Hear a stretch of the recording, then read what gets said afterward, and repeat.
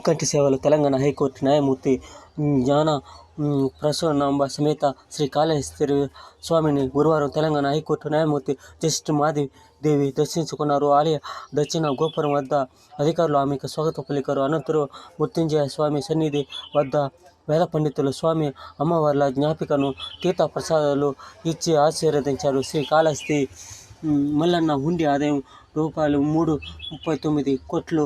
Srisailam triple Srisaila దేవస్థానంలో 3 కోట్ల వరకు డబ్బు వస్తుందంటే ఈ విధంగా కోట్ల లెక్కన 3 కోట్లు, 4 కోట్లు, తిరుమలకు 4 కోట్లు పైబడి వస్తూ ఉంది.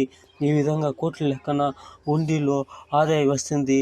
ఇది ప్రజలు ముందుండి హుషారుగా ఇది ఇప్పుడు వైకుంఠ పూజ వస్తుంది. అందరూ హుషారుగా ఉండాలని కోరుకుంటాము. క్రమ పద్ధతిలో